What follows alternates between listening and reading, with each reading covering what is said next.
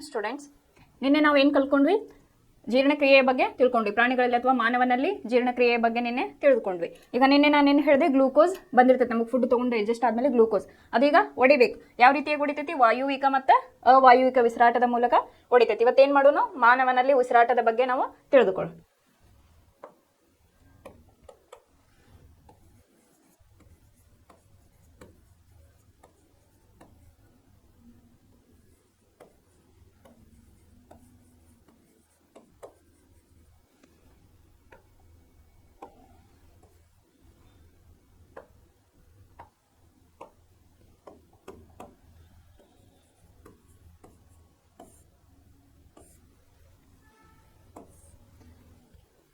ಇವತ್ತೇನು ಮಾಡೋಣ? ಮಾನವನಲ್ಲಿ ಉಸಿರಾಟ ಪ್ರಕ್ರಿಯೆ ಬಗ್ಗೆ ಯಾವ ಥರ ಆಗ್ತತಿ ಅಂತ ಹೇಳಿ ನೋಡು.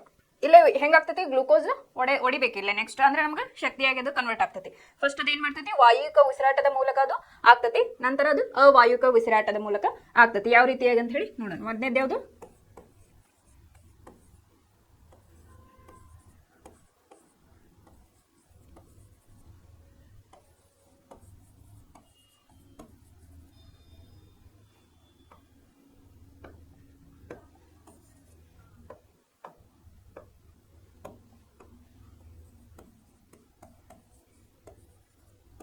ವಾಯುವಿಕ ಉಸಿರಾಟ, ಇನ್ನೊಂದು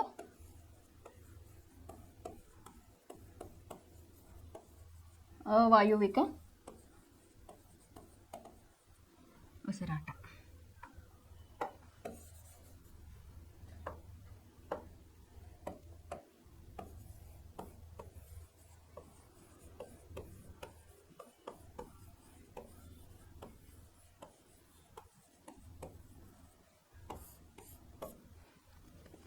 ಒಂದೇದು ವಾಯುವಿಕ ಉಸಿರಾಟ, ಇನ್ನೊಂದು ಅವಾಯುವಿಕ ಉಸಿರಾಟ ಅಂತ ಹೇಳಿ. ಈ ವಾಯುವಿಕ ಉಸಿರಾಟ ಏನಾಗ್ತತಿ? ಬಹುಕೋಶೀಯ ಜೀವಿಗಳಲ್ಲಿ ಆಗ್ತತಿ.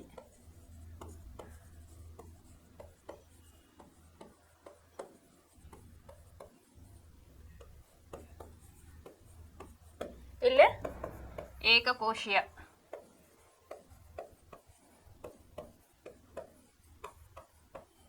ಅಥವಾ ಸೂಕ್ಷ್ಮ ಜೀವಿಗಳಲ್ಲಿ.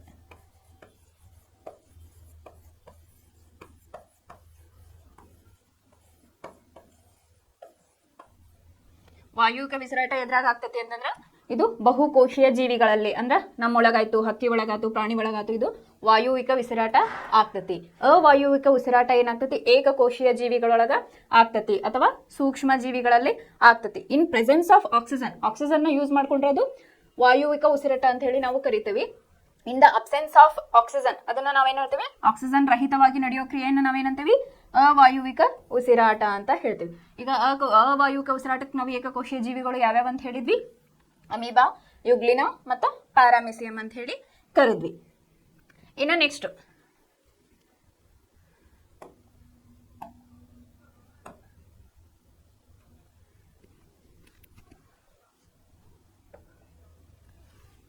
ಇಲ್ಲೇ ಅವಾಯುವಿಕ ಉಸಿರಾಟದೊಳಗೆ ಏನಾಗ್ತತಿ? ಇಲ್ಲಿ 38 ATP ಅಂದ್ರೆ ಅಡಿನೋಸಿನ್ ಟ್ರೈಫಾಸ್ಫೇಟ್ ಅಂತ ಹೇಳಿ ಒಂದು ರಿಲೀಸ್ ಆಗ್ತತಿ. ಅದು ನಮ್ಮ ವಾಯುವಿಕ ಕ್ರಿಯೆಯೊಳಗ 38 ಇಲ್ಲೇ ಬಿಡುಗಡೆ ಆಗ್ತತಿ.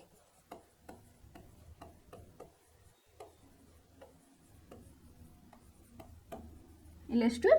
38 ATP. ಎರಡನೇದ್ದು ಅವಾಯುವಿಕ ಒಳಗ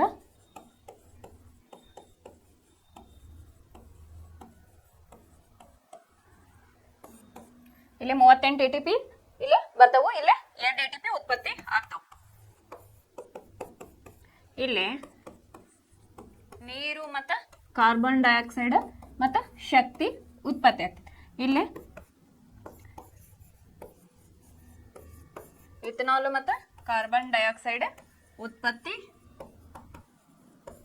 ಆಗ್ತೈತಿ.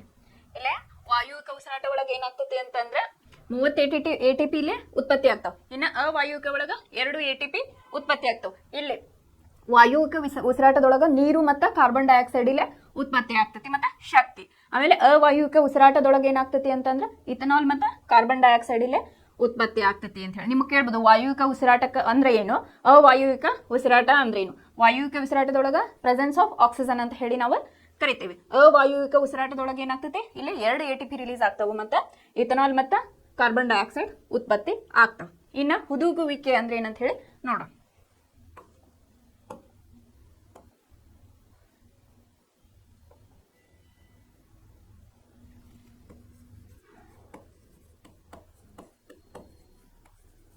ಹುದುಗುವಿಕೆ ಅಂದ್ರೆ ಇಲ್ಲಿ ಗ್ಲೂಕೋಸ್ ಡಿವೈಡ್ ಆಗ್ತಾ ಇರ್ತೈತಿ ಹುದುಗುವಿಕೆ ಒಳಗ.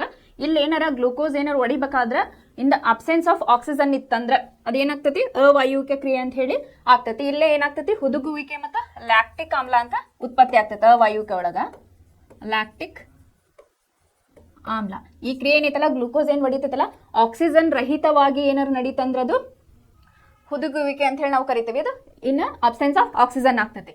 ಅದೇನಾರ ಪ್ರೆಸೆನ್ಸ್ ಆಫ್ ಆಕ್ಸಿಜನ್ ಆಗಿತ್ತು ಅಂತಂದ್ರೆ ಅದು ವಾಯುವಿಕ ಕ್ರಿಯೆ ಒಳಗ ಇರ್ತೈತಿ. ಇನ್ನು ಲ್ಯಾಕ್ಟಿಕ್ ಆಮ್ಲ ಅಂತ ನಾ ಹೇಳಿದೆ. ಲ್ಯಾಕ್ಟಿಕ್ ಆಮ್ಲ ಇದು ಸ್ನಾಯು ಸೆಳೆತ ಅಂತ ನೀವು ಕೇಳಿರಲ್ಲ, ಸ್ನಾಯು ಸೆಳೆತ. ಈಗ ನಾವೇನಾರ ವಾಕಿಂಗ್ ಮಾಡಿದಾಗ ಅಥವಾ ಓಡಿದಾಗ ಏನಾಗ್ತೈತಿ ಉಸಿರನ್ನ ನಾವು ಸರಿಯಾಗಿ ತೆಗೆದುಕೊಳ್ಳೋದಿಲ್ಲ. ಅವಾಗ ಏನಾಗ್ತೈತಿ ಅರ್ಧಂಬರ್ಧ ನಮಗೆ ದಮ್ ಹತ್ತೋದಾಗ್ತಿರ್ತೈತಿ. ಎಲ್ಲ ಸ್ನಾಯುಗಳಿಗೆ ಅದು ವಾಯು ನಮಗ ಹೋಗೋದಿಲ್ಲ. ಅದು ಯಾಕಂತಂದ್ರ ಈ ಸ್ನಾಯುಗಳು ಇರ್ತಾವಲ್ಲ ಅವಾಗ ಲ್ಯಾಕ್ಟಿಕ್ ಆಮ್ಲ ಏನಿರ್ತೈತಲ್ಲ ನಮ್ಮ ಸ್ನಾಯುಗಳ ಒಳಗ ಸೇರ್ಕೋತೈತಿ. ಲ್ಯಾಕ್ಟಿಕ್ ಆಮ್ಲ ನಮ್ಮ ಸ್ನಾಯುಗಳ ಒಳಗ ಸೇರ್ಕೊಂತಂದ್ರೆ ನಮಗೆ ಪೇನ್ ಬರಾಕ ಸ್ಟಾರ್ಟ್ ಆಗ್ತೈತಿ. ಯಾಕಂದ್ರೆ ನಾವಲ್ಲಿ ಸರಿಯಾಗಿ ಉಸಿರಾಡೋದಿಲ್ಲ. ಅದರಿಂದ ಇದು ಲ್ಯಾಕ್ಟಿಕ್ ಆಮ್ಲ ನಮ್ಮ ಸ್ನಾಯುಗಳ ಒಳಗ ಸೇರ್ಕೊಂಡು ಏನಾಗ್ತೈತಿ ಅಂದ್ರೆ ಸ್ನಾಯು ಸೆಳೆತ ಆಗಾಕ ಸ್ಟಾರ್ಟ್ ಆಗ್ತೈತಿ. ಇನ್ನ ಉಸಿರಾಟ ಇನ್ನ ಯಾವ ರೀತಿಯಾಗಿ ಆಗ್ತೈತಿ, ಎಷ್ಟು ಪ್ರಕ್ರಿಯೆ ಒಳಗ ಆಗ್ತೈತಿ ಅಂತ ಹೇಳಿ ತಿಳಿದುಕೊಳ್ಳೋಣ.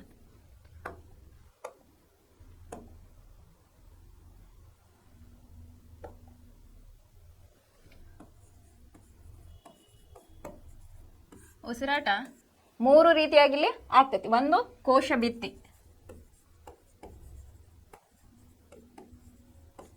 ಎರಡನೇದ್ದು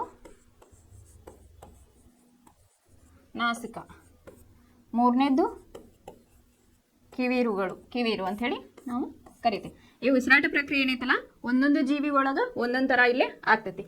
ಇನ್ನ ಒಂದನೇದ್ದು ಕೋಶ ಭಿತ್ತಿ, ಎರಡನೇದ್ದು ನಾಸಿಕ, ಮತ್ತು ಇನ್ನೊಂದು ಇದಕ್ಕ ಕಿವೀರು ಅಂತ ಹೇಳಿ ಕರಿತೀವಿ. ಈ ಕೋಶ ಭಿತ್ತಿ ಏನೈತಲ್ಲ ಇದು ಉಭಯವಾಸಿಗಳು ಅಂತ ಏನ್ ನಾವು ಕರಿತೀವಲ್ಲ ಆ ಜೀವಿಗಳ ಒಳಗ ಆಗ್ತೈತಿ. ಈಗ ಒಂದೊಂದಾಗಿ ನಾವು ನೋಡ್ಕೋತ ಬರೋಣ. ಒಂದನೇದು ಕೋಶ ಭಿತ್ತಿ.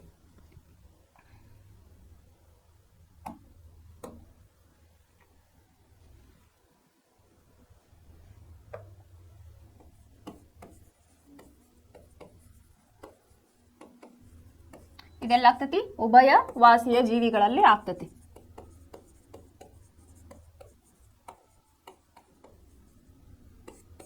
ಉಭಯವಾಸಿ ಜೀವಿ ಅಂದ್ರೆ ಇವು ನೀರು ಮತ್ತು ನೆಲ ಎರಡು ಕಡೆ ಇವು ಜೀವನ ನಡೆಸ್ತಿರ್ತಾವ ಜೀವನವನ್ನ. ಅದಕ್ಕೆ ನಾವೇನಂತೇವೆ ಉಭಯವಾಸಿ ಜೀವಿಗಳು ಅಂತ ಹೇಳ್ತೇವೆ. ಎಕ್ಸಾಂಪಲ್ ಯಾವ್ಯಾವು? ಕಪ್ಪೆ,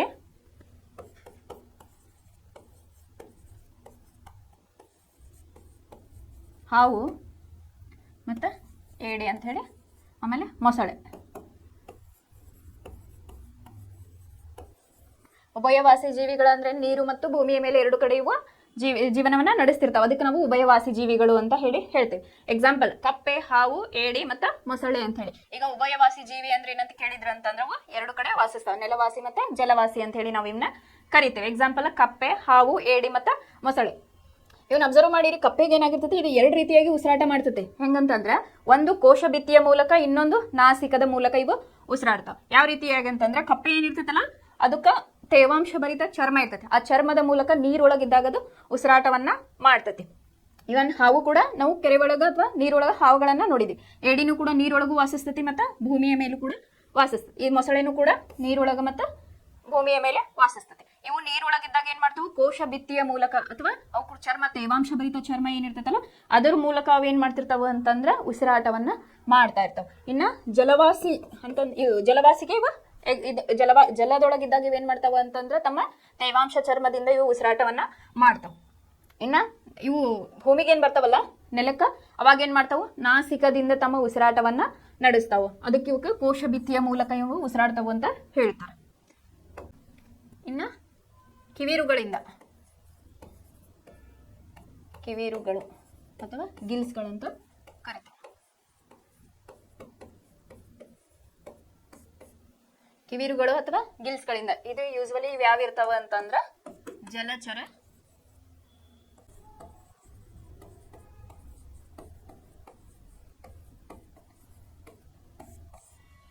ಇವು ಕಿವೀರುಗಳಿಂದ ಯಾವ ಉಸಿರಾಡ್ತಾವು ಜಲಚರ ಜೀವಿಗಳು ಅಂತ ಹೇಳ್ತೇವೆ. ಎಕ್ಸಾಂಪಲ್ ಏನು? ಮೀನು. ಇನ್ನೊಂದು ಸಿಗಡಿ ಮೀನು ಅಂತ ಕನ್ಸಿಡರ್ ಮಾಡಿ. ಇವು ಮೀನು ಮತ್ತು ಸಿಗಡಿ ಮೀನು ಇವು ಜಲಚರ ವಾಸಿಗಳು, ನೀರಲ್ಲಿ ವಾಸಿಸ್ತಕ್ಕಂಥ ಜೀವಿಗಳನ್ನ ನಾವು ಜಲಚರ ವಾಸಿಗಳು ಅಂತ ಹೇಳಿ ಕರಿತೇವೆ. ಜಲಚರ ವಾಸಿಗಳು ಅಂತ ಹೇಳಿ ಕರಿತೀವಿ. ಫಾರ್ ಎಕ್ಸಾಂಪಲ್ ಮೀನು ಏನ್ ಮಾಡ್ತಿರ್ತೈತಿ, ಇವಕ್ಕ ಒಂದು ಕಿವಿರು ಅಂತ ಹೇಳಿ ಒಂದು ಅಂಗ ಇರ್ತೈತಿ. ಏನಿರ್ತೈತಿ? ಕಿವಿರು. ಅದ್ರ ಮೂಲಕ ಇದೇನ್ ಮಾಡ್ತೈತಿ, ತನ್ನ ಆಕ್ಸಿಜನ್ ಅನ್ನ ತೆಗೆದುಕೊಳ್ತಾ ಇರ್ತೈತಿ. ಇದು ಫಾರ್ ಎಕ್ಸಾಂಪಲ್ ಈಗ ನೀರಂತ ತಿಳ್ಕೊಳ್ರಿ. ಇದೇನು H2O, ಇದು ಫಿಶ್ ಅನ್ಕೊಳ್ರಿ. ಇವೆಲ್ಲ ಫಿಶ್ ಅಂತ ತಿಳ್ಕೊಂಡ್ರಿ ನೀವು. ಇವ ಏನ್ ಮಾಡ್ತಿರ್ತೇವೆ, ಈ ನೀರೊಳಗೆ ಡಿಸಾಲ್ವ್ಡ್ ಆಕ್ಸಿಜನ್ ಇರ್ತೈತಿ. ಅದು ಕಡಿಮೆ ಪ್ರಮಾಣದಲ್ಲಿ, ಈಗ ಹೊರಗೆ ಹೋಲಿಸಿದ್ರೆ, ಈಗ ನಮ್ಮ ಪ್ರಕೃತಿಗೆ ಹೋಲಿಸಿದ್ರೆ ಇದು ಡಿಸಾಲ್ವ್ಡ್ ಆಕ್ಸಿಜನ್ ಅತಿ ಕಡಿಮೆ ಪ್ರಮಾಣದಲ್ಲಿ ಇರ್ತೈತಿ ನೀರೊಳಗೆ. ಹಾಗಾಗಿ ಏನ್ ಮಾಡ್ತೈತಿ, ಇದು ತನ್ನ ಕಿವಿರಿಗಳ ಮೂಲಕ ಆಕ್ಸಿಜನ್ ಅಥವಾ ನೀರನ್ನ ತೆಗೆದುಕೊಳ್ತೈತಿ. ಡಿಸಾಲ್ವ್ಡ್ ಆಕ್ಸಿಜನ್ನ ತನಗೆ ಎಷ್ಟು ಬೇಕು ತಗೊಂಡು ಅದ್ರ ಮೂಲಕನ ಅದು ವಿಸರ್ಜನೆಯನ್ನ ಮಾಡ್ತಿರ್ತಾವ.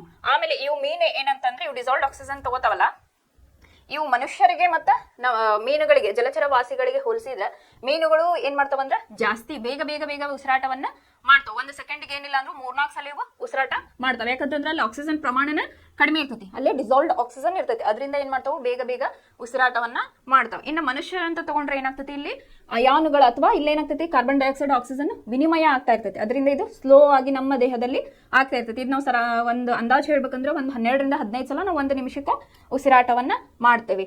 ಈಗ ನಿಮಗೆ ಎಕ್ಸಾಮ್ ಒಳಗೆ ಏನ್ ಕೇಳ್ಬೋದು ಅಂತಂದ್ರೆ, ಈಗ ಜಲಚರ ಜೀವಿಗಳು ಡಿಸಾಲ್ವ್ಡ್ ಆಕ್ಸಿಜನ್ ಅಂತ ಹೇಳಿ ಕರೀತಾರೆ. ಅದಕ್ಕೆ ಅಲ್ಲೇ ಕರಗಿದಂತ ಆಕ್ಸಿಜನ್ ಅನ್ನ ತಗೊಂಡವು, ಆಕ್ಸಿಜನ್ ಇದನ್ನ ಉಸಿರಾಟವನ್ನ ಮಾಡ್ತಾವು. ಆಮೇಲೆ ಅದಕ್ಕೆ ಇದು ಒಂದು ಎಂತ ಕ್ವಶನ್ ಅಂತಂದ್ರೆ, ನಿಮ್ಮ ನಾಲೆಡ್ಜಿಗೆ ಬಿಟ್ಟಿದ್ದು ಈ ಕ್ವಶನ್ ಕೇಳ್ಬೋದು, ಕೇಳಕ್ಕಿಲ್ಲ, ಆದ್ರೆ ನಿಮಗೆ ಗೊತ್ತಿರಬೇಕಿದು. ಮೀನುಗಳು ಏನ್ ಮಾಡ್ತಾವು, ಜಾಸ್ತಿ ಉಸಿರಾಟವನ್ನ ಮಾಡ್ತಾವು. ಯಾಕಂತಂದ್ರೆ ಅಲ್ಲಿ ಇರೋದು ಆಕ್ಸಿಜನ್ ಕಡಿಮೆ ಇರ್ತೈತಿ, ಅದು ಡಿಸಾಲ್ವ್ಡ್ ಆಕ್ಸಿಜನ್ ಇರ್ತೈತಿ. ಹಾಗಾಗಿ 1 ಸೆಕೆಂಡಿಗೆ 2-3 ಸಲ ಮಾಡ್ತಾವು ಅವು. ಇನ್ನು ಸರಿ ಸುಮಾರು 1 ನಿಮಿಷಕ್ಕಂದ್ರೆ 100-200 ಸಲ ಅಂತೂ ಮಿನಿಮಮ್ ಮಾಡ್ತಿರ್ತಾವ. ಅದ ನಮ್ಮಲ್ಲಿ ಏನಾಗ್ತೈತಿ ಅಂತಂದ್ರೆ, ಇಲ್ಲಿ ವಿನಿಮಯ ಆಗ್ತಾ ಇರ್ತೈತಿ. ಇಲ್ಲಿ ಅಯಾನುಗಳ ವಿನಿಮಯ ಆಗೋದ್ರಿಂದ ಏನಾಗ್ತೈತಿ ಅಂದ್ರೆ, ಇಲ್ಲಿ 1 ನಿಮಿಷಕ್ಕೆ ನಾವು ಒಂದು 10-15 ಸಲ ನಾವು ಉಸಿರಾಟವನ್ನ ಮಾಡ್ತೇವೆ.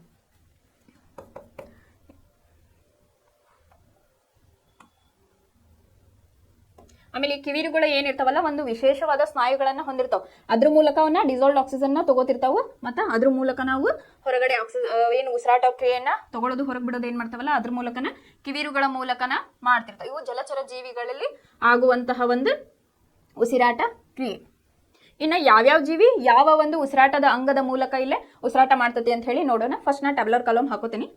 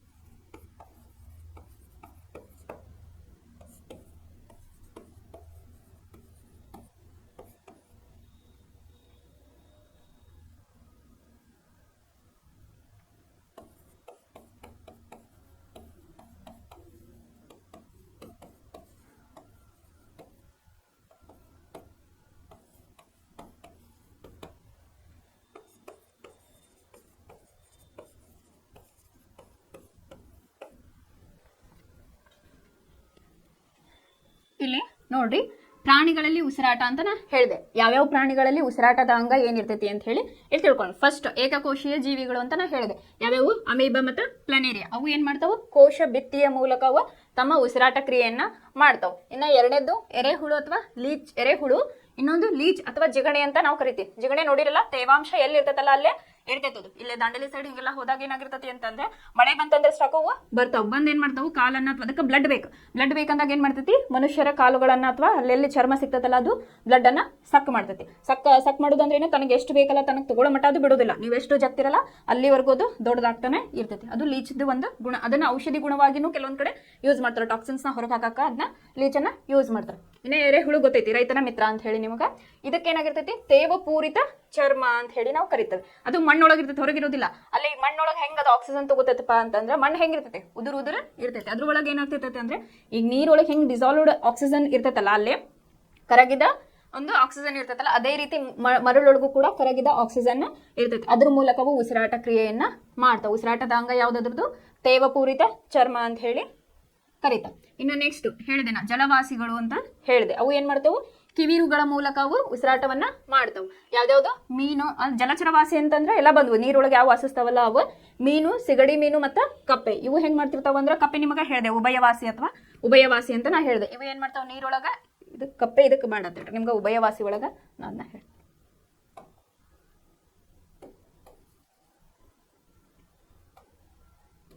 ಇಲ್ಲ ಮೀನು ಮತ್ತು ಸಿಗಡಿ ಅಂತ ಹೇಳಿ ತಗೊಳ್ರಿ. ಇವು ಏನ್ ಮಾಡ್ತಾವ ಅಂತಂದ್ರೆ, ತಮ್ಮ ಕಿವಿರುಗಳ ಮೂಲಕವನ್ನ ತಮ್ಮ ಉಸಿರಾಟ ಕ್ರಿಯೆಯನ್ನ ಮಾಡ್ತಾವ. ನಾ ಹೇಳಿದೆ ಅದಕ್ಕೆ ಒಂದು ಸ್ಪೆಷಲ್ ಸ್ನಾಯುಗಳು ಇರ್ತಾವ ಕಿವಿರು ಒಳಗೆ. ಅದ್ರ ಮೂಲಕ ಅವೇನ್ ಮಾಡ್ತಾವ? ಆಕ್ಸಿಜನ್ ತಗೊಳ್ಳೋದು ಮತ್ತು ಬಿಡೋದನ್ನ, ತಮ್ಮ ಉಸಿರಾಟ ಕ್ರಿಯೆಯನ್ನ ಅದ್ರ ಮೂಲಕ ಮಾಡ್ತಾವ. ಇನ್ನು ಮಿಡತೆ, ಸೊಳ್ಳೆ ಮತ್ತು ನೊಣ ಅಂತ ತಗೊಳ್ರಿ.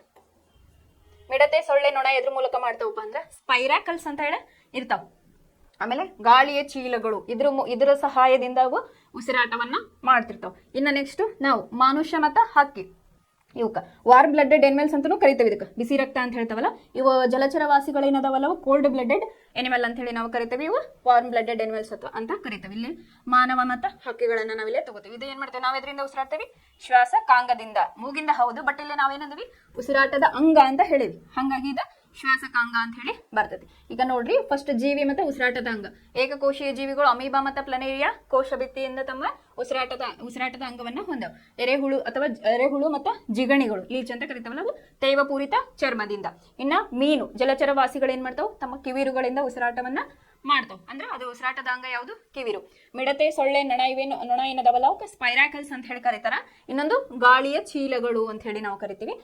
ಅದು ಅವೇನದವಲ್ಲ ಸ್ಪೈರಾಕಲ್ಸ್ ಮತ್ತು ಗಾಳಿ ಚೀಲಗಳು ಅವಕರದ ಉಸಿರಾಟದ ಅಂಗ. ಇನ್ನು ಮಾನವ ಮತ್ತು ಹಕ್ಕಿಗಳು ಏನದಾರಲ್ಲ ಅವು ಶ್ವಾಸಕಾಂಗವನ್ನ ಯೂಸ್ ಮಾಡಿಕೊಂಡು ನಾವು ಉಸಿರಾಟ ಕ್ರಿಯೆಯನ್ನ ಮಾಡ್ತೇವೆ ಅಂತ ಹೇಳಿ. ಇನ್ನು ಮಾನವನಲ್ಲಿ ಉಸಿರಾಟ ಯಾವ ರೀತಿಯಾಗಿ ಆಗ್ತತಿ ಅಂತ ಹೇಳಿ ನಾವಿಲ್ಲೇ ನೋಡ್ಕೋತಾ ಹೋಗೋಣ.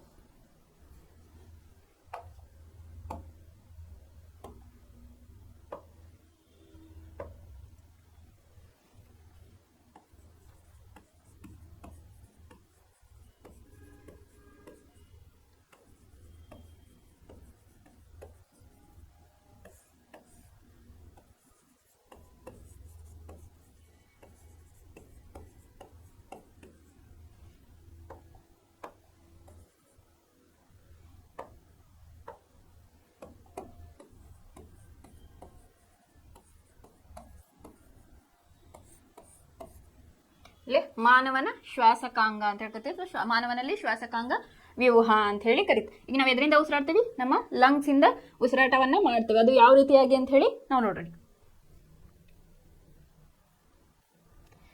ಫಸ್ಟಿಗೆ ಏನ್ ಮಾಡೋಣ? ಆಗಲೇ ನಾನು ಹೇಳಿದೆ, ಈಗ ಜೀವಕ್ರಿಯೆಗಳು ಗ್ಲೂಕೋಸ್ ಹೆಂಗೆ ಒಡೆದು ನೆಕ್ಸ್ಟ್ ಅದು ಅವಾಯುವಿಕ ಮತ್ತು ವಾಯುವಿಕ ಉಸಿರಾಟ ಒಳಗೆ ಹೆಂಗೆ ಆಗ್ತತಿ ಅಂತ ಹೇಳಿ ಒಂದೇ ಇಲ್ಲ ಎಕ್ಸಾಂಪಲ್ ಕೊಟ್ಟಾರ. ಫಸ್ಟ್ ಇದ್ರ ಬಗ್ಗೆ ತಿಳ್ಕೊಂಡು ಆಮೇಲೆ ಶ್ವಾಸಕಾಂಗ ವ್ಯೂಹದ ಬಗ್ಗೆ ನಾವು ತಿಳಿದುಕೊಳ್ಳೋಣ.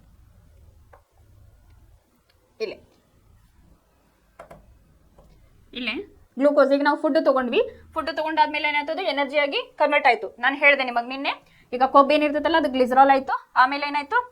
ನಮ್ಗೆ ಕಾರ್ಬೋಹೈಡ್ರೇಟು ಗ್ಲೂಕೋಸ್ ಆಗಿಲ್ಲ ಪರಿವರ್ತನೆ ಹೊಂದತಿ. ಅದು ಗ್ಲೂಕೋಸ್ ಏನು ನಮಗೆ ದೇಹಕ್ಕೆ ಶಕ್ತಿಯನ್ನ ಕೊಡ್ತಿರ್ತೈತಿ. ಇಲ್ಲಿ ನಿಮಗೊಂದು ಚಾರ್ಟ್ ಕೊಟ್ಟಿದ್ದಾರೆ ಯಾವ ರೀತಿಯಾಗಿ ಅಂತ ಹೇಳಿ. ಇಲ್ಲಿ ನೋಡಿ, ಗ್ಲೂಕೋಸ್ ಅದು ಕೋಶ ದ್ರವ್ಯದಲ್ಲಿ ಏನಾಗ್ತತಿ? ಪೈರುವೇಟ್ ಆಗಿ ಅದು ಕನ್ವರ್ಟ್ ಆಗ್ತತಿ. ಗ್ಲೂಕೋಸ್ ಏನಾಯ್ತು? ಪೈರುವೇಟ್ ಆಗಿ. ಇಲ್ಲೇ ನೋಡ್ರಿ, ನಿಮಗೆ 3 ಎರೋ ಮಾರ್ಕ್ ಕೊಟ್ಟಿದ್ದಾರೆ. ಆಕ್ಸಿಜನ್ ಅನುಪಸ್ಥಿತಿ, ಆಕ್ಸಿಜನ್ ಕೊರತೆ, ಆಕ್ಸಿಜನ್ ನ ಉಪಸ್ಥಿತಿ ಅಂತ ಹೇಳಿ ಇಲ್ಲೇ ಕೊಟ್ಟಿದ್ದಾರೆ. ಇನ್ನು ಆಕ್ಸಿಜನ್ ಅನುಪಸ್ಥಿತಿ ಒಳಗೆ ಏನಾಗ್ತೈತಿ ಅವಾಯುವಿಕ ಉಸಿರಾಟ ಅಂತ ನಾನು ಹೇಳಿದೆ ಆಗಲ್ಲ. ಇಲ್ಲೇ ಇಥನಾಲ್, ಕಾರ್ಬನ್ ಡೈಆಕ್ಸೈಡ್ ಮತ್ತೆ ಶಕ್ತಿ ಇಲ್ಲೇ ರಿಲೀಸ್ ಆಗ್ತತಿ ಅಂತ ನಾನು ಹೇಳಿದೆ ಆಗಲ್ಲ. ಏನ್ ಹೇಳಿದೆ? ಆಕ್ಸಿಜನ್ ಅನುಪಸ್ಥಿತಿ ಅಂದ್ರೆ in the absence of oxygen ಏನಾಗ್ತತಿ ಅಂತಂದ್ರ ಇಲ್ಲೇ ಎಥನಾಲ್, ಕಾರ್ಬನ್ ಡೈಆಕ್ಸೈಡ್ ಮತ್ತೆ ಶಕ್ತಿ ಇಲ್ಲೇ ಉತ್ಪತ್ತಿ ಆಗ್ತತಿ. ಇನ್ನು ಆಕ್ಸಿಜನ್ ಕೊರತೆ ಇದ್ದಾಗ ಏನಾಗ್ತತಿ ಅಂತಂದ್ರೆ ನಮ್ಮ ಸ್ನಾಯು ಸೆಳೆತ ಆಗ್ತತಿ ಅಂತ ಹೇಳಿ. ಈಗ ನಾವೇನಾದ್ರು ಜೋರಾಗಿ ಓಡಿದಾಗ ಅಥವಾ ನಮಗೆ ಸುಸ್ತಾದಾಗ ಏನಾಗ್ತತಿ ಆಕ್ಸಿಜನ್ ಸರಿಯಾಗಿ ಸಪ್ಲೈ ಆಗಂಗಿಲ್ಲ. ಅದಕ್ಕೆ ಆಕ್ಸಿಜನ್ ಎಲ್ಲಾ ಸ್ನಾಯುಗಳಿಗೆ ಅದು ತಲುಪಂಗಿಲ್ಲ. ಅವಾಗ ಏನಾಗ್ತತಿ ಅಂದ್ರೆ ಲ್ಯಾಕ್ಟಿಕ್ ಆಮ್ಲ ರಿಲೀಸ್ ಆಗ್ತತಿ. ಅಂದ್ರೆ ಲ್ಯಾಕ್ಟಿಕ್ ಆಮ್ಲ ನಮ್ಮ ಸ್ನಾಯುಗಳೊಳಗೆ ಸೇರ್ಕೊಂಡು ನಮಗೆ ಏನಾಗ್ತತಿ ಕೈ ನೋವು, ಎಲ್ಲಿ ಆಕ್ಸಿಜನ್ ಸಪ್ಲೈ ಇರಲ್ಲ ಅಲ್ಲಿ ನಮಗೆ ಸ್ನಾಯು ಸೆಳೆತ ಆಗಾಕ ಬರ್ತತಿ. ಅದಕ್ಕೆ ಏನ್ ಮಾಡಿದ್ರೆ ಆಕ್ಸಿಜನ್ ಕೊರತೆ ಇದ್ದಾಗ ಲ್ಯಾಕ್ಟಿಕ್ ಆಮ್ಲ ಮತ್ತೆ ಶಕ್ತಿ ಇಲ್ಲೇ ಉತ್ಪತ್ತಿ ಆಗ್ತತಿ. ಇನ್ನು ಆಕ್ಸಿಜನ್ ಉಪಸ್ಥಿತಿ ಇನ್ನು ಮೈಟೋಕಾಂಡ್ರಿಯಾ ಒಳಗೆ ಆಗ್ತತಿ ಅಂತ ಹೇಳಿದಾರೆ. Mitochondria in the presence of mitochondria. ಇದಕ್ಕೆ ಮೈಟೋಕಾಂಡ್ರಿಯಾಗ ನಾವೇನಂತೀವಿ power house of the cell ಅಂತ ಹೇಳಿ ಕರೀತೇವೆ. ಯಾಕಂದ್ರೆ ಅದು ಎಲ್ಲ ನಮ್ಮ ಅಂಗಾಂಶಗಳ ಜೀವಕೋಶಗಳಿಗೆ ಶಕ್ತಿಯನ್ನ ಒದಗಿಸ್ತತಿ. ಇನ್ನು ನೀವು ನೆಕ್ಸ್ಟ್ ಹೈಯರ್ ಕ್ಲಾಸಸ್ಗೆ ಹೋದಾಗ ಇದ್ರ ಬಗ್ಗೆ ನೀವು ಇನ್ ಡೀಟೇಲ್ ಆಗಿ ಕಲಿತಾ ಹೋಗ್ತೀರಿ ಮೈಟೋಕಾಂಡ್ರಿಯಾ ಬಗ್ಗೆ. ಇನ್ನು ಆಕ್ಸಿಜನ್ ಉಪಸ್ಥಿತಿ ಇದ್ದಾಗ ಏನಾಗ್ತತಿ ಕಾರ್ಬನ್ ಡೈಆಕ್ಸೈಡ್, ನೀರು ಮತ್ತೆ ಶಕ್ತಿ ಇಲ್ಲೇ ಉತ್ಪತ್ತಿ ಆಗ್ತತಿ. ಇಲ್ಲೇ ವಾಯುವಿಕ ಮತ್ತೆ ಅವಾಯುವಿಕ ಹೆಂಗ್ ಆಗ್ತತಿ ಅಂತ ಹೇಳ್ಕೊಟ್ಟಾರ. ಆಮೇಲೆ ಆಕ್ಸಿಜನ್ ಕೊರತೆ ಇದ್ದಾಗ ಸ್ನಾಯು ಸೆಳೆತ ಹೆಂಗ್ ಆಗ್ತತಿ ಅಂತ ಹೇಳಿ ಇಲ್ಲೇ ಎಕ್ಸ್ಪ್ಲೇನ್ ಮಾಡಿ ನಿಮಗೆ ಇಲ್ಲಿ ಒಂದು ಡಯಾಗ್ರಾಮ್ ಮೂಲಕ ಇಲ್ಲೇ ಕೊಟ್ಟಿದೆ.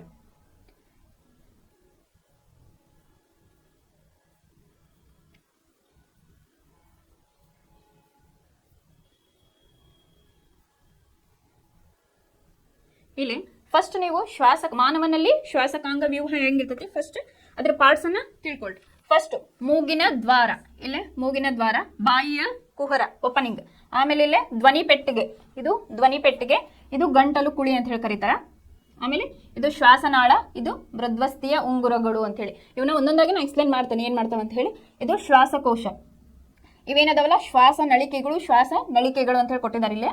ಆಮೇಲೆ ಪಕ್ಕೆಲುಬಿನ ಎಲುಬುಗಳು ಮತ್ತೆ ಗಾಳಿ ಗೂಡುಗಳು ಅಂತ ಹೇಳಿ ಕೊಟ್ಟಿದ್ದಾರೆ. ನೀವು ಇಲ್ಲಿ ಅಬ್ಸರ್ವ್ ಮಾಡಿದ್ರೆ ಇಲ್ಲೇ ಬಲೂನ್ ಶೇಪ್ಡ್ ಒಂದು ಇಲ್ಲೇ ಗೂಡುಗಳದ, ಅದಕ್ಕೆ ಏನಂತ ಹೇಳ್ತಾರ ಗಾಳಿ ಗೂಡುಗಳು ಅಂತ ಹೇಳಿ ಕರೀತಾವ. ಅವು ಏನಾಗಿರ್ತಾವ ರಕ್ತನಾಳಗಳಿಂದ ಇವು ಮಾಡಲ್ಪಟ್ಟಿರ್ತಾವ. ಇಲ್ಲೇ ನೋಡ್ರಿ ರಕ್ತನಾಳಗಳು ಇವೇನಾಗಿರ್ತಾವು ರಕ್ತನಾಳಗಳಿಂದ ಮಾಡಲ್ಪಟ್ಟಿರ್ತಾವು. ಈಗ ನೀವು ಉಸಿರಾಟವನ್ನ ತೆಗೋತೀರಿ ಮತ್ತೆ ಹೊರಗೆ ಬಿಡ್ತೀರಲ್ಲ, ಈಗ ಬಲೂನ್ ಹೆಂಗ್ ನೀವು ಊದದಾಗ ಮತ್ತೆ ಅದನ್ನ ಬಿಟ್ಟಾಗ ಹೆಂಗ ಸಂಕುಚಿತ ಮತ್ತು ಅದಕ್ಕೇನಂತಾರ ಉಗ್ಗೋದು ಮತ್ತೆ ಕುಗ್ಗೋದು ಆಗ್ತದಲ್ಲ, ಅದೇ ರೀತಿ ಇದು ಈ ಬಲೂನ್ಗಳು ಮಾಡ್ತಾ ಇರ್ತವೆ. ಇಲ್ಲಿ ಅನಿಲಗಳ ವಿನಿಮಯ ಆಗ್ತಾ ಇರ್ತೈತಿ. ಈ ಗಾಳಿಗೂಡುಗಳಲ್ಲಿ ಅನಿಲಗಳ ವಿನಿಮಯ ಆಗ್ತಾ ಇರ್ತೈತಿ. ಯಾವ ರೀತಿಯಾಗಿ ಅಂತಂದ್ರೆ ಈಗ ನಾವು ಆಕ್ಸಿಜನ್ ಅನ್ನ ತಗೋತೀವಿ, ಕಾರ್ಬನ್ ಡೈಆಕ್ಸೈಡ್ ನ ಹೊರಗೆ ಬಿಡ್ತೀವಲ್ಲ, ಅದು ಎಲ್ಲ ಆಗ್ತಿರ್ತೈತಿ ಅಂತಂದ್ರೆ ಇಲ್ಲೇ ಗಾಳಿ ಗೂಡುಗಳು ಏನಂತ ಕರಿತಾವಲ್ಲ ನಾವು ಇಲ್ಲಿ ಮಾರ್ಕ್ ಮಾಡ್ಯಾರಲ್ಲ, ಇವು ಗಾಳಿ ಗೂಡುಗಳ ಒಳಗ ನಡಿತೈತಿ ಅಂತ ಹೇಳ್ತಾರೆ. ಇವಕ್ಕ ಗಾಳಿ ತುಂಬಿದ ಚೀಲಗಳು ಅಂತ ಹೇಳಿನೂ ಕರೀತಾರೆ.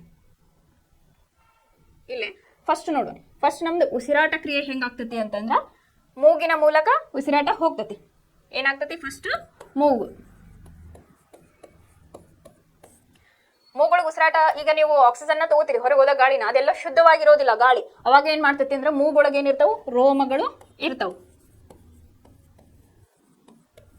ರೋಮ ಅಂತ ಹೇಳಿ. ಇದು ಏನ್ ಮಾಡ್ತತಿಪ್ಪ ಅಂತಂದ್ರೆ ನಾವೇನ್ ಆಕ್ಸಿಜನ್ ತಗೊಂಡಿರ್ತೀವಲ್ಲ ಅದನ್ನ ಶುದ್ಧೀಕರಣವನ್ನ ಮಾಡ್ತತಿ. ಮೂಗುಳೋಗಿ ಹೊಲಸ್ ಬರಕ್ ಕಾರಣನೇ ಏನು, ಅಲ್ಲಿ ನಾವು ತಗೊಂಡಿರ್ತೀವಲ್ಲ ಆಕ್ಸಿಜನ್ ಏನ್ ಮಾಡ್ತತಿ ತನ್ನ ಅಲ್ಲಿ ಬೇಡವಾದಂತ ಅಂದ್ರೆ ಕೆಟ್ಟ ಏನ್ ಆಕ್ಸಿಜನ್ ಇರ್ತೈತಲ್ಲ ಅದ್ರ ಒಳಗೆ ಉಳಿದಿದ್ದನ್ನ ಅದೇನ್ ಮಾಡ್ತತಿ ಅಲ್ಲೇ ಇಟ್ಕೊಂಡು ಚಲೋ ಆಕ್ಸಿಜನ್ ಅನ್ನ ನಮಗ ಒಳಗಡೆ ಕೊಡ್ತೈತಿ. ನೆಕ್ಸ್ಟ್ ಇಲ್ಲೇ ಶ್ವಾಸನಾಳ ಅಂತ ಹೇಳ್ಕೊಟ್ಟಿದ್ರು. ಇಲ್ಲೇ ಧ್ವನಿ ಪೆಟ್ಟಿಗೆ, ನಮಗ ಧ್ವನಿ ಪೆಟ್ಟಿಗೆ ಏನು ಧ್ವನಿ ಬರೋದಕ್ಕದು ಹೆಲ್ಪ್ ಮಾಡ್ತೈತಿ. ಇನ್ನ ಶ್ವಾಸನಾಳ ಮೃದ್ವಸ್ಥಿಯ ಉಂಗುರಗಳು ಅಂತ ಹೇಳಿ ಹೇಳಿದಾರೆ. ಈ ಶ್ವಾಸನಾಳದ ಮೂಲಕ ನಮಗೆ ಏನಾಗ್ತತಿ ಲಂಗ್ಸಿಗೆ ಆಕ್ಸಿಜನ್ ಇಲ್ಲಿ ಸಪ್ಲೈ ಆಗ್ತತಿ. ಇಲ್ಲೇ ಮೃದ್ವಸ್ಥಿಯ ಉಂಗುರಗಳು ಅದೇನ್ ಮಾಡ್ತೈತಿ ಗಂಟಲಿನ ಮೂಲಕ ಹಾದು ನಮಗ ಲಂಗ್ಸಿಗೆ ಹೋಗ್ಬೇಕಾದ್ರೆ ಇಲ್ಲೇ ಮೃದ್ವಸ್ಥಿಯ ಉಂಗುರಗಳು ಅಂತ ಹೇಳಿ ಕರೆದಾರೆ. ಇದನ್ನ ಕೇಳ್ಬೋದು ನಿಮಗೆ.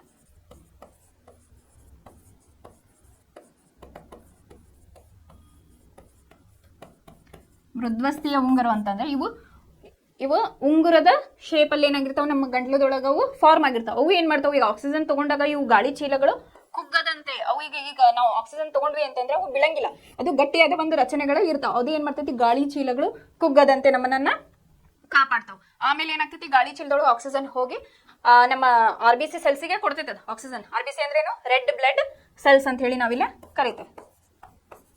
Red blood cell. ಈಗ ರಕ್ತ ಕೆಂಪಾಗಿರಲು ಕಾರಣ ಏನು ಹಿಮೋಗ್ಲೋಬಿನ್ ಅಂಶ ಏನು ಕಾರಣ, ಯಾಕಂದ್ರೆ ಅದ್ರೊಳಗ ಐರನ್ ಇರ್ತೈತಿ. ಅದರಿಂದ ಇಲ್ಲೇ ನೋಡ್ರಿ ಶ್ವಾಸಕಾಂಗಳ ಒಳಗ ಒಂದು ನಳಿಕೆಗಳು ಫಾರ್ಮ್ ಆಗ್ಯಾವ. ಇಲ್ಲಿ ಏನಾಗವು ಶ್ವಾಸ ನಳಿಕೆ ಅಂತ ಹೇಳಿ ಕರಿತಾವ. ಇಲ್ಲದವಲ್ಲ ಇವ ಶ್ವಾಸ ನಳಿಕೆಗಳು ಅಂತ ಹೇಳಿ ಕರಿತಾವ. ಇಲ್ಲೇ ನೋಡ್ರಿ ಫಸ್ಟ್ ನಮ್ದು ಉಸಿರಾಟ ಕ್ರಿಯೆ ಯಾವ ರೀತಿ ಆಗ್ತತಿ ಅಂತ ಹೇಳಿ ನೋಡೋಣ.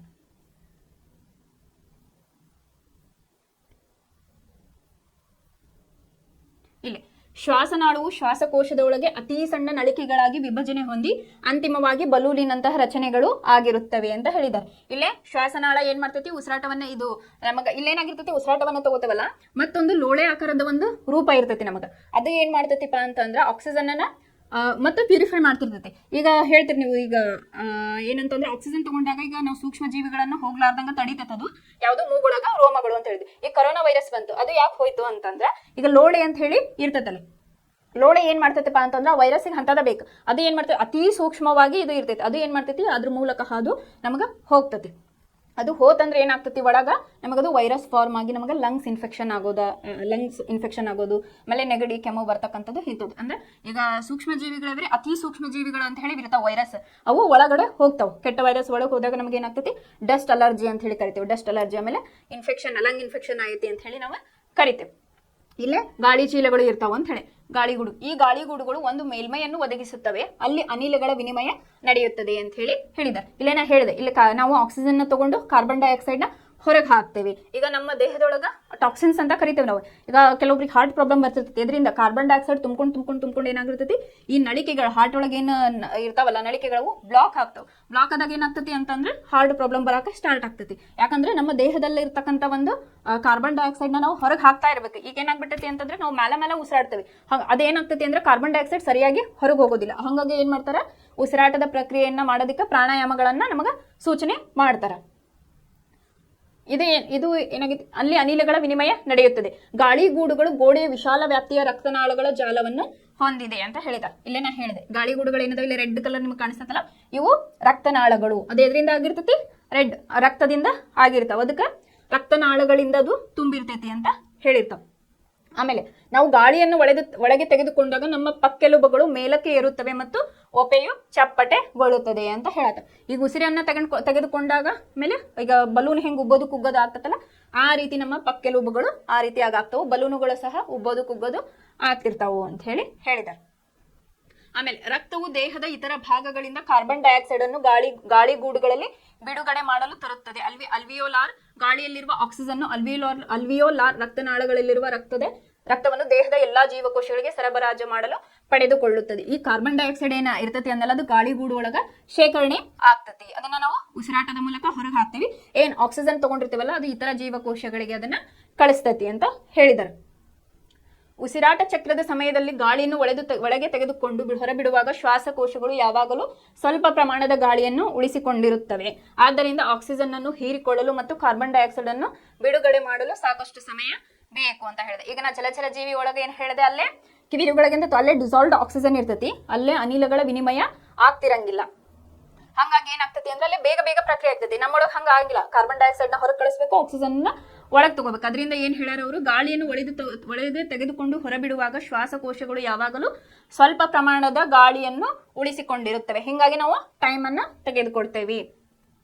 ಆಮೇಲೆ ಇನ್ನು ವಿಸರಣ ಕ್ರಿಯೆ ಅಂತ ಹೇಳಿ ಬರ್ತೈತಿ.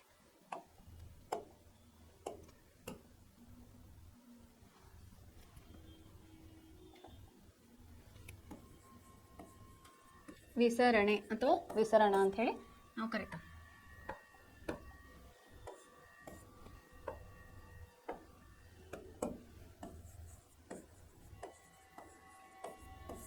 ವಿಸರಣೆ ಅಂದ್ರೇನು, ಒಂದು ವಸ್ತು ಅಧಿಕ ಸಾಂದ್ರತೆ ಕಡೆಯಿಂದ ಕಡಿಮೆ ಸಾಂದ್ರತೆ ಕಡೆ ಬರೆಯೋದಕ್ಕೆ ನಾವೇನಂತೇವೆ ಅದಕ್ಕೆ ಏನಂತೇವೆ ನಾವು ವಿಸರಣೆ ಅಂತ ಹೇಳಿ ಕರಿತೇವೆ. ಈಗ ನಿಮ್ಗೆ ಕೇಳ್ಬೋದು ವಿಸರಣೆ ಅಂದ್ರೆ ಏನಂತ ಹೇಳಿ. ಒಂದು ವಸ್ತು ಏನಿರ್ತದಲ್ಲ, ಒಂದು ಸ್ಥಳದಿಂದ ಇನ್ನೊಂದು ಸ್ಥಳಕ್ಕೆ ಅಲ್ಲಿ ಸರಬರಾಜು ಆಗ್ತಾ ಇರ್ತದೆ. ಇಲ್ಲ ಕಾರ್ಬನ್ ಡೈಆಕ್ಸೈಡ್ ನ ಹೊರಗೆ ಹಾಕ್ತಾ ಇರ್ತದೆ, ಅದು ಒಂದು ಕೋಶ ಭಿತ್ತಿಯ ಮೂಲಕ ಅದು ಹೊರಗೆ ಹಾಕ್ತಾ ಇರ್ತದೆ. ಅದಕ್ಕೆ ನಾವೇನಂತೇವೆ, ಒಂದು ವಸ್ತು ಒಂದು ಅಧಿಕ ಸಾಂದ್ರತೆ ಕಡೆಯಿಂದ ಕಡಿಮೆ ಸಾಂದ್ರತೆ ಕಡೆಗೆ ಅದು ವಿಸರಣೆ ಹೊಂದೋದನ್ನ ನಾವೇನಂತೇವೆ, ಅದಕ್ಕೆ ವಿಸರಣೆ ಅಂತ ಹೇಳಿ ಕರಿತೇವೆ. ಅದು ಆಕ್ಸಿಜನ್ ಆಗಿರ್ಬೋದು, ಕಾರ್ಬನ್ ಡೈಆಕ್ಸೈಡ್ ಆಗಿರ್ಬೋದು. ಈಗ ನಾವು ಆಕ್ಸಿಜನ್ ತಗೊಂಡಾಗದು ಎಲ್ಲಾ ಜೀವಕೋಶಗಳಿಗೆ ಹೋಗ್ಬೇಕು, ಆಮೇಲೆ ಕಾರ್ಬನ್ ಡೈಆಕ್ಸೈಡ್ ಕೂಡ ಅದು ಹೊರಗಡೆ ಬರ್ತೈತಿ. ನಮ್ಮ ದೇಹದಲ್ಲಿ ಏನ್ ಟಾಕ್ಸಿನ್ಸ್ ಇರ್ತೈತಲ್ಲ, ಕಾರ್ಬನ್ ಡೈಆಕ್ಸೈಡ್ ಅದು ಏನಾಗ್ತದೆ ಹೊರಗೆ ಬರ್ತೈತಿ. ಅದು ಒಂದು ಸ್ಥಳದಿಂದ ಇನ್ನೊಂದು ಸ್ಥಳಕ್ಕೆ ಏನಾಗ್ತೈತಿ, ವಿಸರಣೆಯನ್ನ ಹೊಂದತಿ ಅಂತ ಹೇಳಿದಾರೆ. ಇಲ್ಲಿ ಉಸಿರಾಟದ ವರ್ಣಕಗಳು ಶ್ವಾಸಕೋಶದಲ್ಲಿನ ಗಾಳಿಯಿಂದ ಆಕ್ಸಿಜನ್ ಅನ್ನು ಪಡೆಯುತ್ತವೆ ಮತ್ತು ಬಿಡುಗಡೆ ಮಾಡುವ ಮೊದಲು ಆಕ್ಸಿಜನ್ ಕೊರತೆಯಿಂದ ಅಂಗಾಂಶಗಳಿಗೆ ಕೊಂಡೊಯ್ಯುತ್ತವೆ. ಮನುಷ್ಯರಲ್ಲಿ ಹಿಮೋಗ್ಲೋಬಿನ್ ಉಸಿರಾಟದ ವರ್ಣಕವಾಗಿದ್ದು ಅಂತ ನಾನು ಇದು ಆಲ್ರೆಡಿ ನಿಮಗೆ ಹೇಳಿದೆ. ಇಲ್ಲೇ ಹಿಮೋಗ್ಲೋಬಿನ್, ರಕ್ತ ಕೆಂಪಾಗಿರಲು ಕಾರಣ ಏನು, ಹಿಮೋಗ್ಲೋಬಿನ್. RBC ಅಂತ ಹೇಳಿ ನಾವು ಕರಿತೇವಲ್ಲ, ರೆಡ್ ಬ್ಲಡ್ ಸೆಲ್ಸ್ ಅಂತ ಹೇಳಿ ಕರಿತೇವೆ. ಇನ್ನೊಂದು WBC ಅಂತಾನೂ ಬರ್ತೈತೆ, ನೆಕ್ಸ್ಟ್ ಅದ್ರ ಬಗ್ಗೆ ನೀವು ಕಲಿತೀರಿ, ವೈಟ್ ಬ್ಲಡ್ ಸೆಲ್ಸ್ ಅಂತ ಹೇಳಿ ಕರಿತೀವಿ. ಈ ರೆಡ್ ಬ್ಲಡ್ ಸೆಲ್ಸ್ ಏನದಾವಲ್ಲ ಇವು ಅವು ಕೆಂಪಾಗಿರಲು ಕಾರಣ ಏನಂತಂದ್ರ ಹಿಮೋಗ್ಲೋಬಿನ್. ಅದ್ರೊಳಗ ಐರನ್ ಕಂಟೆಂಟ್ ಇರ್ತೈತಿ ಹಿಮೋಗ್ಲೋಬಿನ್ ಒಳಗ. ಆದ್ರಿಂದ ಏನಾಗಿರ್ತೈತಿ ಹಿಮೋಗ್ಲೋಬಿನ್ ಕೆಂಪಾಗಿ ಇರ್ತೈತಿ. ಈ ಹಿಮೋಗ್ಲೋಬಿನ್ ಏನೈತಲ್ಲ ಆಕ್ಸಿಜನ್ ನ ಅಟ್ರಾಕ್ಟ್ ಮಾಡ್ಕೋತೈತಿ, ಅಂದ್ರೆ ಆಕ್ಸಿಜನ್ ಅದು ಹೀರ್ಕೋತೈತಿ. ಹಿಮೋಗ್ಲೋಬಿನ್ ಉಸಿರಾಟದ ವರ್ಣಕವಾಗಿದ್ದು ಅದು ಆಕ್ಸಿಜನ್ ನೆಡೆಗೆ ಹೆಚ್ಚಿನ ಆಕರ್ಷಣೆಯನ್ನ ಹೊಂದಿದೆ ಅಂತ ಹೇಳಿದ್ದಾರೆ.